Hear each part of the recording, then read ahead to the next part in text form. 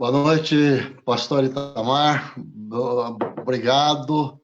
Queria dar o meu boa noite a todos os irmãos que estão conectados conosco. Uma alegria a gente estar aí na tua casa, entrando aí na tua casa, para mais uma vez nós estarmos compartilhando a palavra do Senhor. É muito bom a gente estar juntos para lermos a palavra e para pensarmos um pouquinho naquilo que a palavra fala para a gente. Eu queria te convidar nessa hora para você ler. Nós vamos ler um versículo apenas, somente um versículo. É o versículo que está registrado lá em Jeremias, profeta Jeremias, capítulo 15, versículo 16.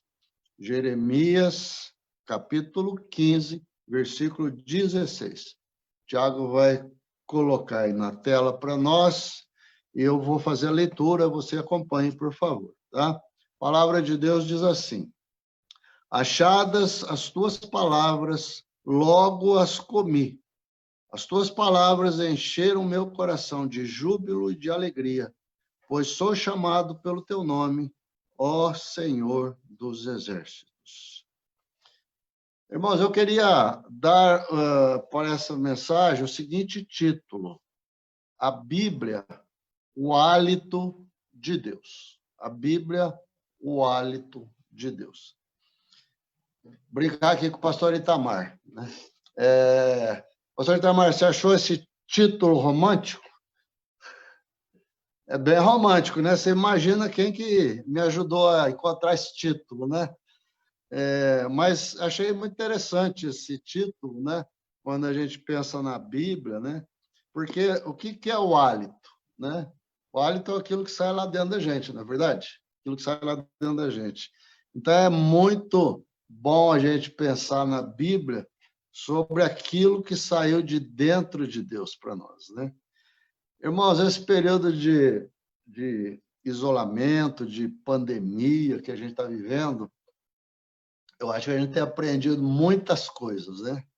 E nós temos aprendido algumas coisas que eu nem imaginava que a gente ia aprender. Eu estava pensando hoje, com esse negócio de a gente ter que usar máscara, né, para todo lugar que a gente vai, eu comecei a perceber uma coisa, que eu estou conhecendo o meu hálito. Olha só, acho que todo mundo conhecia meu hálito, menos eu, né? Porque agora eu sou obrigado a conhecê-lo, ele fica aqui juntinho comigo, né? E é até uma preocupação de todos nós, né? De cuidarmos melhor do nosso hálito, né? Então, quando a gente fala em a Bíblia ser o hálito de Deus, né? É uma coisa muito interessante a gente pensar em alguma coisa que saiu de dentro de Deus para nós, né? Para a nossa vida, né? E é muito importante a gente ter essa conscientização da importância da palavra de Deus. Eu queria falar um pouquinho com você nessa noite sobre isso, né? A Bíblia como hálito de Deus para nós, tá? Você tem ouvido já tantas vezes eu, o pastor Itamar e até outros irmãos, os presbíteros, quando pregam, falarem da importância da vida de oração e da meditação da palavra de Deus para a vida do cristão. É fundamental isso para a nossa vida, né? Nós crescemos, nós caminhamos, nós andamos no nosso processo de santificação diante de Jesus, através da nossa vida de oração, através da nossa vida de leitura, meditação da palavra, outras disciplinas também, mas principalmente estas, né? E a gente, logo que a gente se converte, a gente vai aprendendo que é através da oração que a gente fala com Deus. E é através da leitura e meditação da palavra que a gente ouve a voz de Deus.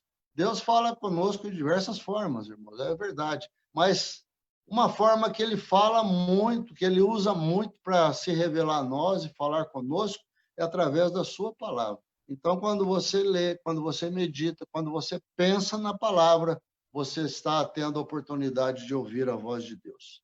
Eu queria fazer a seguinte pergunta para você, ou as seguintes perguntas. Qual que é a importância da Bíblia para você? Qual a importância da Bíblia para você? Qual o lugar que a Bíblia ocupa no teu coração? Deus tem dado um tempo para você administrar, né? Você é mordomo do teu tempo. Deus dá para você. Então, eu queria te perguntar, nesse tempo que Deus dá para você administrar, qual o tempo que você tem dedicado à palavra de Deus nesse teu tempo?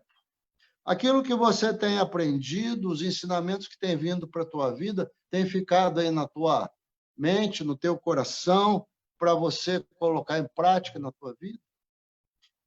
Uma pergunta muito importante, eu gostaria que você fosse bem sincero e responder isso aí junto de você, né? Você tem prazer em ler a Bíblia? Você tem prazer em ler a Bíblia? Ou ler a Bíblia para você é uma tarefa cansativa e às vezes até enfadonha? É importante a gente pensar nessas questões.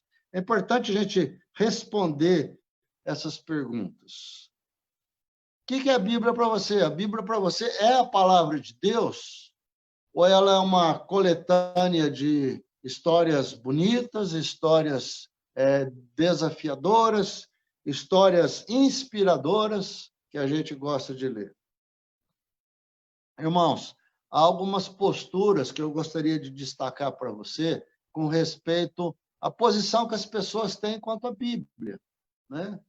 Então, uma dessas posturas é a seguinte: tem pessoas que consideram a Bíblia um livro muito valioso, né? Essas pessoas, por exemplo, já nas suas casas, se recordam do seu avô, que tinha um amor pela Bíblia muito grande e falava muito da Bíblia. Isso passou para sua mãe, para o seu pai, e eles também continuaram falando sobre isso. Isso chegou a você, e você considera a Bíblia um livro valioso, mas somente é um livro valioso. Você está lá na tua casa com ele, você não deixa ninguém pegar, afinal é valioso. Nem você mesmo pega ele, né? Para não estragar, para não ter problema quanto ao desgaste dele.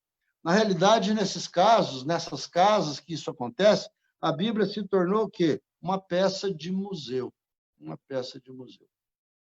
Há outras pessoas, né, que veem a Bíblia de um modo diferente. Eles veem a Bíblia como um objeto de decoração, né? É muito bacana a gente ver nas casas, né, uma estante como aqui atrás, você está vendo, em que a gente gosta de pôr alguma Bíblia aqui, né? A casa dos crentes tem Bíblia assim na estante, né?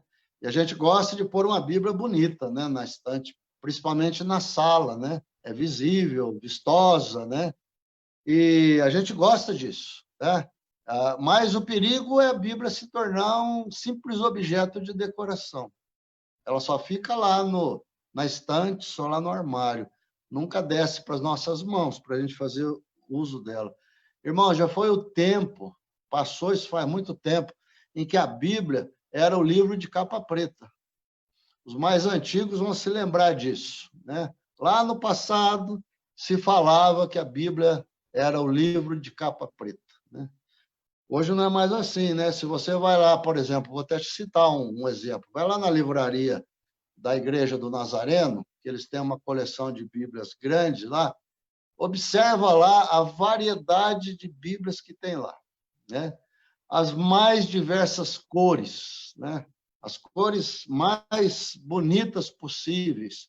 Tem Bíblias muito bonitas, muito vistosas, né? Tem Bíblias muito atrativas, né?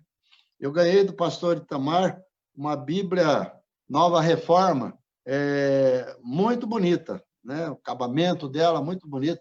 E eu estou lendo nela agora, né? A gente até toma cuidado para não estragar, né? Porque ela é muito bonita mesmo, né? Eu estava outro dia ouvindo o pastor Assir, né? Quem viu a live lá da Coordenadoria de Adultos, ouviu ele falando sobre isso.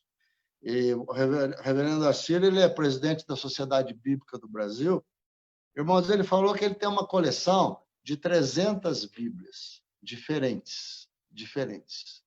Ou seja, a Sociedade Bíblica do Brasil já produziu 300 Bíblias diferentes, né? Hoje os irmãos sabem que nós temos 5 versões diferentes aí no mercado e as mais variadas formas possíveis de Bíblia. Então, qual é o grande perigo? A Bíblia ser apenas um objeto de decoração, né? Ela não pode ser um objeto de decoração. É bonito ter a Bíblia na estante, mas a Bíblia precisa estar na tua mão. Outros veem a Bíblia como uma fonte de consulta, em que às vezes ela é folheada com alguma intenção, né? Procurar alguma história interessante, procurar alguma curiosidade na Bíblia, ou procurar algum assunto, algum tema que seja propício para uma situação que eu estou vivendo, né? E aí eu vou lá na Bíblia folhear, né? Também não é para isso que a Bíblia foi chegada até as nossas mãos. Mas há, irmãos, uma grande parcela de cristãos, né, que não tratam a Bíblia desta forma, né? Para esses, a Bíblia é o livro para estar à mão, para estar ao alcance fácil. É o livro para estar na escrivaninha do escritório. É o livro para estar na cabeceira da cama. É o livro para estar sobre a mesa da sala.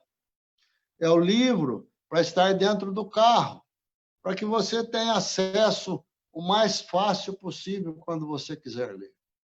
Se a Bíblia tem um acesso difícil para a gente, como que a gente vai aproveitar os tempos que a gente tem para ler?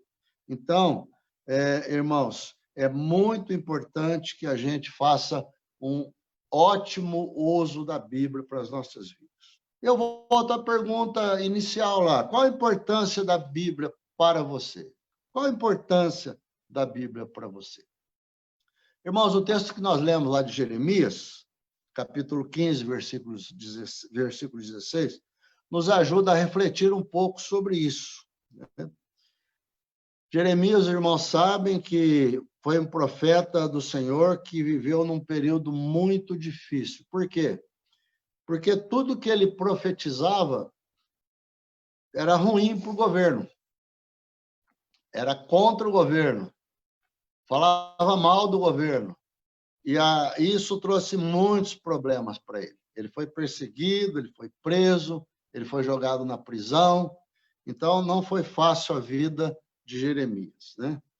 Para vocês terem uma ideia, se hoje você tem o livro de Jeremias na tua Bíblia, é porque Deus foi tão cuidadoso que Deus mandou que ele escrevesse esse livro 2 vezes. Porque a primeira vez que ele escreveu, e o livro foi lido no templo, diante do sumo sacerdote, o sumo sacerdote ficou assustado com as palavras de Deus e mandou aquele livro para o rei. E o rei Jeoaquim, quando mandou buscar o livro, que fosse lido para ele, e à medida que o livro foi lido na sua presença, ele jogou o livro no fogo, ele queimou o livro. E aí Deus precisou pedir para o Jeremias fazer uma segunda cópia do livro, um segundo livro foi escrito. Eu queria falar para você, então, irmãos, aí você até tira uma ideia, a importância que esse rei Joaquim dava para a palavra de Deus, né? A importância era tanta que ele fez isso, jogou no fogo o livro, né? Mas segue aqui algumas lições que eu queria trazer para você nessa noite com respeito à importância da palavra de Deus para a nossa vida.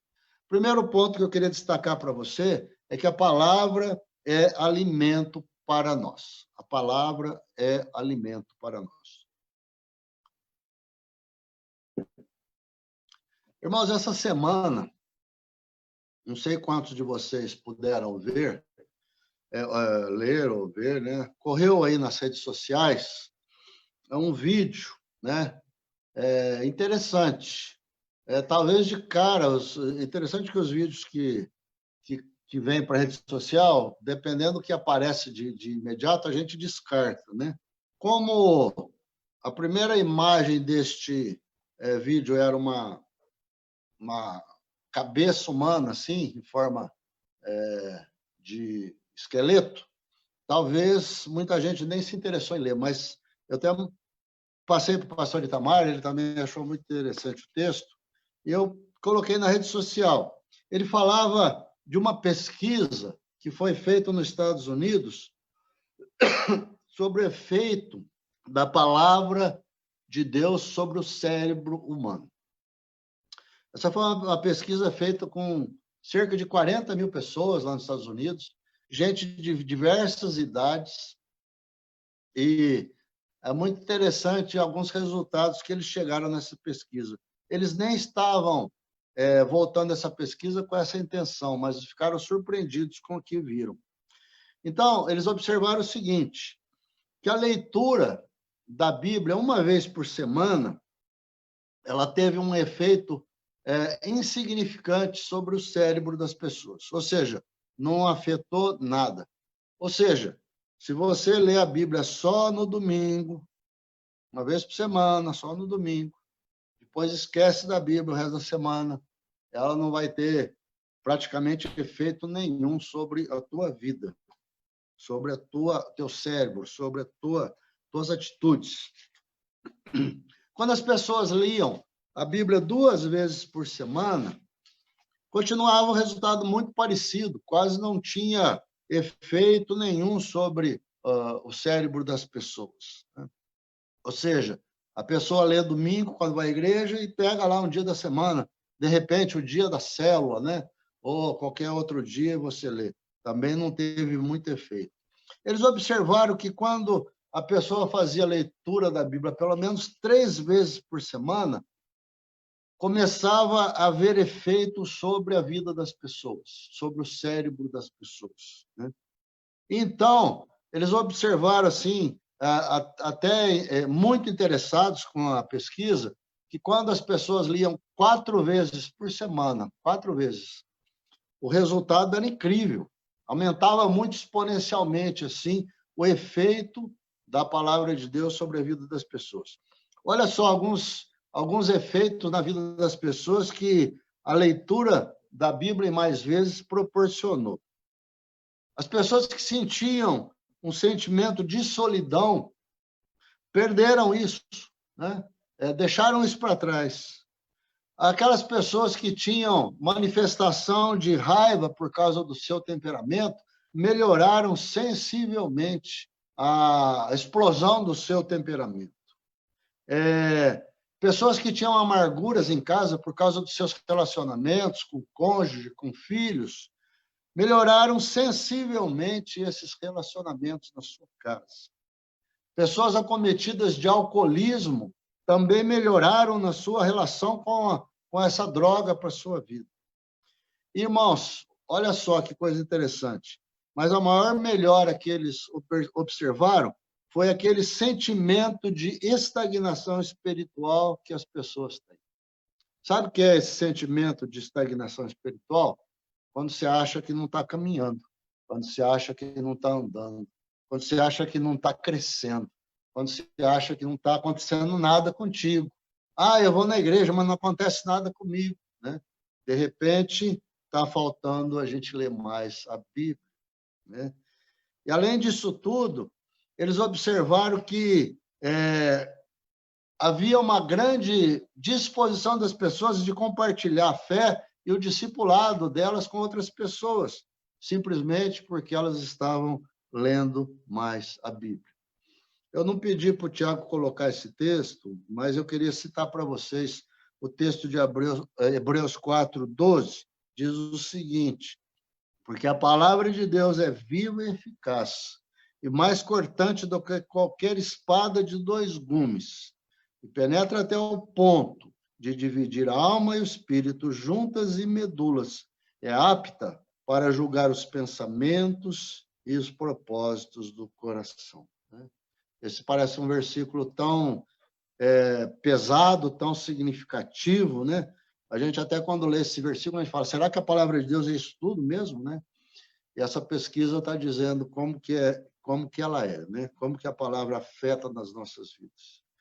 Irmão, será que nós temos dúvida de que a palavra de Deus é alimento para nós?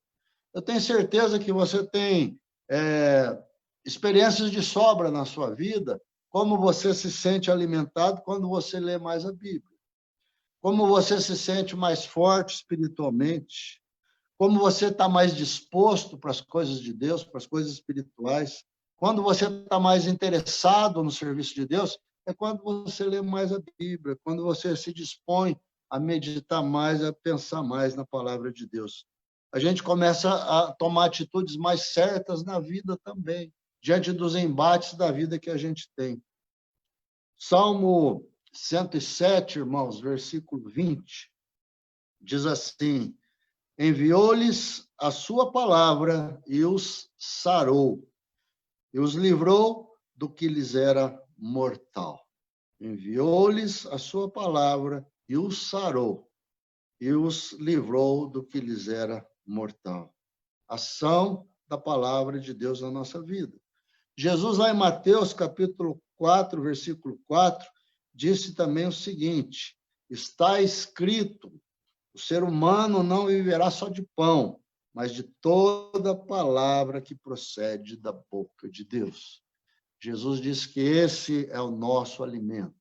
Esse é o verdadeiro alimento que nós precisamos. Na semana passada, o Alexandre Regis esteve pregando a palavra do Senhor para nós no culto à noite, e ele comentou na sua mensagem, os irmãos se lembram, a respeito do Gadareno. Se lembram? Jesus tinha ido lá para a região dos Gadarenos, e ao chegar lá se encontrou com um endemoniado, né? Que tinha uma legião de demônios, e Jesus o libertou, né? E muito bem. Só que as pessoas lá do local, eles, quando viram aquilo tudo que aconteceu, Jesus tinha mandado os demônios irem para os porcos se precipitaram no mar, eles expulsaram Jesus da terra deles. E quando Jesus estava indo embora, voltando para o barco, aquele homem que tinha sido liberto, ele teve a vontade de seguir Jesus. Ele falou: eu vou segui-lo, eu quero estar perto do Senhor. Eu quero estar diante do Senhor, eu quero aprender, eu quero ser alimentado, eu quero continuar ouvindo o Senhor, ouvir as suas palavras, andar junto com o Senhor. É tudo que eu quero na minha vida agora. Mas Jesus, diante daquela situação em que Jesus foi expulso da terra dele, Jesus achou melhor que ali ficasse uma testemunha dele. E o gadareno ficou ali sendo um missionário naquela terra para Jesus. Me lembro também, junto com você, da Maria, né, a irmã do Lázaro, né? Você se lembra muito bem da situação de Jesus na casa dela, a Marta lá toda preocupada com os afazeres da casa, veio reclamar para Jesus a respeito do comportamento de Maria, que estava simplesmente na sala, no meio dos homens, ouvindo Jesus, né? E Jesus falou que ela tinha escolhido a boa parte, e aquilo não ia ser tirado dela. O que Maria estava fazendo? Ela estava se alimentando das palavras do Senhor. Ela estava preenchendo a sua vida, o seu coração. Essas pessoas fizeram isso. E você? O que você tem feito para alimentar o teu coração? O que você tem feito para alimentar a tua alma? Você tem lido a Bíblia com disposição, vontade, com prazer, com alegria? Eu queria, então, passar para um segundo tópico da nossa meditação. Além da palavra de Deus ser alimento para nós, a palavra enche nosso coração, nossa vida de alegria. A palavra enche o nosso coração de alegria. Irmãos, uma situação que eu acho bem interessante, quando a gente lê os milagres de Jesus, e é interessante observar que alguns milagres que Jesus fez, ele fazia um pedido para as pessoas, né? Para as pessoas que tinham sido abençoadas, que tinham sido curadas. Jesus falava assim: olha, não fale para ninguém o que te aconteceu, né? Como que se Jesus falasse assim para as pessoas: guarda segredo, fica só contigo, conta aí na tua casa, na tua família, para os teus mais chegados, mas não sai falando para todo mundo, né? Só que todos os textos falam que aconteceu uma coisa totalmente oposto disso. Quando as pessoas eram curadas, elas saíam pulando, alegres, saltitando, querendo contar para todo mundo o que tinha acontecido nas suas vidas. O coração cheio de alegria, cheio de regozijo, cheio de gratidão, ele não conseguia se conter, ele queria se manifestar, ele queria extravasar em glorificação ao Senhor. E essa é uma experiência nossa, né? Uma experiência do crente, do cristão, né? Nós temos grande alegria no coração por causa de Jesus. A nossa vida, a nossa salvação, aquilo que Jesus tem implantado no nosso coração, na nossa casa, na nossa vida, no nosso ser, é motivo de alegria, de exaltação para o nosso coração. E nós temos que estar manifestando isso, né? A palavra de Deus lá em Isaías, irmãos, capítulo 55, versículo 12, diz assim, olha que texto bonito, olha. Vocês sairão com alegria e em paz serão guiados. Os montes e as colinas romperão em cânticos diante de vocês, e todas as árvores do bosque baterão palmas. Palmas. Olha que texto bonito, né? Que texto bonito. Pastor Itamar, esse texto é bem romântico, viu? Muito romântico, né? Muito bonito. Ele expressa muito para a gente, né? Essa questão da gente ficar alegre com o Senhor, ficar alegre com Deus na nossa vida. Que alegria que é a gente saber que existe um Deus que toma conta das nossas vidas, que nos visita, que fala conosco, que abençoa, que nos enche com a sua palavra, né? Texto de Romanos, capítulo 14, versículo 17, fala assim, porque o reino de Deus não é comida, nem bebida, mas é justiça, é paz e é alegria no Espírito Santo. Irmãos, por isso, não dá para a gente entender muito bem, a gente vê o crente triste, não é verdade? Uma pessoa que foi transformada por Jesus, que foi tocada por Jesus, uma pessoa que venceu a sua velha vida, que tem uma nova vida diante do Senhor, ela não pode viver triste, não pode viver reclamando, não pode viver agoniada pelos seus problemas. A jornada da vida, claro, impõe dificuldades para nós. Nós temos lutas. Não é toda hora que a gente vai estar sorrindo, eu sei disso. Mas, ao contrário, o coração transformado tem que ser um coração cheio de confiança no Senhor. Não deixar que os acontecimentos, que as lutas, que as dificuldades tirem a nossa alegria, tirem a nossa esperança, não nos abatam, não nos deixem prostrados. Essa é uma das belas características da pessoa que tem Jesus, né? É essa manifestação de estar de bem com a vida, né? As pessoas falam assim, poxa, você está passando por tantos problemas e vejo que você não é triste, que você não ainda sorri, né? A gente faz isso por causa de Jesus, por causa da presença dele na nossa vida, né? Então, graças a Deus por isso. Graças a Deus porque a palavra de Deus faz isso conosco, irmãos. Mas há uma terceira lição aqui que eu queria destacar para os irmãos. É a seguinte: a palavra nos mostra que nós somos filhos de Deus. A palavra nos alimenta, a palavra nos enche de alegria, e a palavra fala que nós somos filhos de Deus.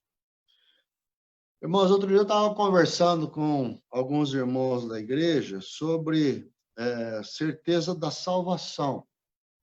E quando eu estava conversando com eles, eu me lembrei de dois fatos que eu presenciei na minha vida, achei interessante.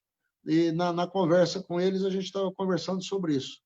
Eu me lembro de uma matéria que eu li na revista Veja, há muitos anos atrás, faz bastante tempo mesmo. Era uma matéria feita com um cardeal católico. Era uma entrevista feita com ele, né? Era uma boa entrevista, uma entrevista interessante, né? E, num determinado momento da entrevista, o repórter da revista, ele fez uma pergunta bem direta e bem interessante, né? O repórter perguntou para aquele cardeal assim, o senhor tem certeza que o senhor vai para o céu? O senhor tem certeza que o senhor vai para o céu? Aquele cardeal que já era velhinho, né? Que era velhinho, tinha muitos anos de ministério na igreja, né? Ele respondeu assim, ó, quem é que pode ter certeza disso? Quem é que pode ter certeza disso? A gente luta para isso. A gente luta para isso, né? Interessante, né, essa posição do cardeal, né? Eu também me lembrei, porque para não falar que eu só estou lembrando de outras igrejas, mas eu vou falar da igreja, da nossa igreja. Eu me lembro de um irmão que eu conheci no começo que eu vim aqui para Campinas. Não precisa ficar preocupando aí em saber quem é, não, porque ele não é do Itajaí, tá? Ele é de uma outra igreja que eu participei. Ele, certa vez, conversando com ele falou que a gente não devia ter certeza da salvação, né? Eu falei, mas por quê? Por que o senhor não tem certeza da salvação? Ele falou, não, salvação a gente tem que ganhar todo dia. Ele falou para mim. Mas o senhor pensa dessa forma? Ele falou, eu penso dessa forma, a gente tem que ganhar todo dia. Irmãos, não é isso que a palavra de Deus fala para nós. Não é isso que a palavra de Deus nos garante. A palavra de Deus nos garante que nós somos filhos de Deus. E como filhos de Deus que nós somos, nós temos a vida eterna. A palavra de Deus lá em João, capítulo 1, versículo 12, um versículo que você conhece tão bem, né?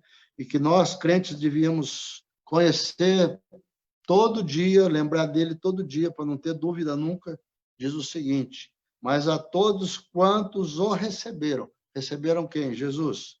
Mas a todos quantos receberam Jesus, deu-lhes o poder de serem feitos filhos de Deus, a saber, aos que creem no seu nome. Nós somos filhos de Deus porque nós cremos em Jesus Cristo como nosso Senhor, como nosso Salvador. Gálatas, irmãos, capítulo 3, versículo 26, diz assim, pois todos vocês são filhos de Deus, mediante a fé em Cristo Jesus.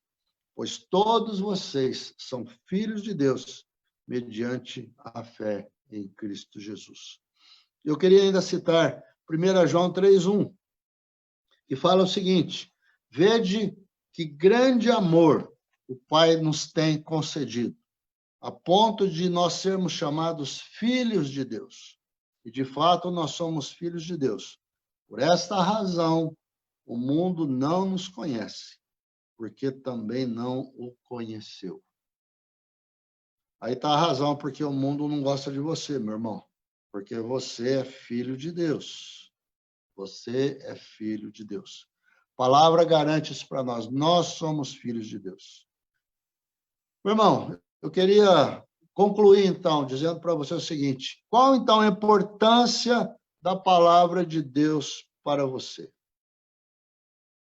O que Deus tem falado contigo ultimamente através da tua palavra? Qual a última vez que Deus falou contigo através da palavra? Quando você estava lendo a palavra. Quanto você ama a palavra de Deus? A ponto de deixar que a sua vida seja conduzida por essa palavra, e não pela tua vontade. A palavra de Deus em Romanos, capítulo 10, versículo 8, diz o seguinte, a palavra está perto de você, na sua boca e no seu coração. Isto é, a palavra da fé que pregamos. A palavra está perto de você, na sua boca e no seu coração. Isto é, a palavra da fé que nós pregamos. Irmãos, eu queria terminar contando uma bem breve meditação, né, que eu li esses dias, né? É a respeito de uma... Sabe aquelas tirinhas de jornal? Aquelas tirinhas que tem 4 figurinhas, assim, e normalmente é uma anedota, é uma historinha, é uma coisa assim, né? E essa anedota, essa historinha, foi tirado de um jornalzinho de uma igreja batista, né? Uma igreja irmã nossa, né? Então, essa tirinha, presta atenção, olha só que coisa interessante. Essa tirinha, no primeiro quadradinho, tinha um garotinho vindo com uma Bíblia na mão para o seu pai, né? E ele falava assim para o seu pai: meu pai, esse livro é a palavra de Deus? Esse era o primeiro quadradinho. No segundo quadradinho tinha o pai, né? O pai respondendo para o filho, né? Falando assim para o filho: sim, filho, este livro é a palavra de Deus. E aí tinha o terceiro quadradinho do menino falando para o pai: ô pai, por que a gente não devolve para Deus? Aqui em casa ninguém lê mesmo, né? Então, eu achei interessante isso para ser um desafio para nós, tá certo? Quanto que a gente lê a Bíblia? Quanto que você lê a Bíblia? Qual a importância que você dá para a Bíblia? O hálito de Deus, aquilo que Deus saiu lá de dentro de Deus para você, para a tua vida, né? Veio lá do mais profundo de Deus para você. Veio lá do mais profundo desse ser maravilhoso que é Deus para nós.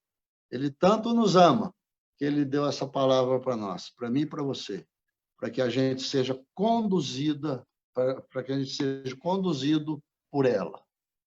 Meu irmão, minha irmã, que a palavra de Deus seja assim para a tua vida.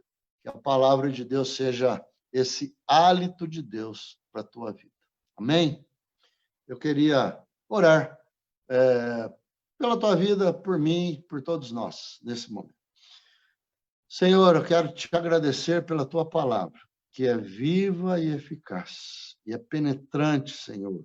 E ela tem esse poder de penetrar nas nossas vidas e mexer com a nossa estrutura, mexer com o nosso coração, mexer com os nossos sentimentos e nos incomodar, Senhor. Hoje a tua palavra está nos incomodando quanto à nossa busca pela tua palavra, pela tua vontade, pelo teu querer. Aquilo que o Senhor expressou para nós como teu hálito para servir para a nossa vida, para vir de encontro às nossas necessidades. É o mais íntimo do Senhor para a nossa vida. E nós te agradecemos pela tua palavra. Nós te agradecemos por ela ser tão abundante no nosso meio, por nós termos tantas formas de nós alcançarmos ela nas nossas mãos e fazermos uso dela. Senhor, nos ajude a não sermos negligentes, ó Pai. Continue nos incomodando, ó Pai, para nós sermos leitores e praticantes da tua palavra. Que a tua palavra venha para o nosso coração e venha para a nossa vida, para que nossos dias sejam de acordo com a tua vontade, de acordo com o teu querer. Eu te louvo e te agradeço, no nome santo e precioso de Jesus, nosso Senhor e Salvador. Amém.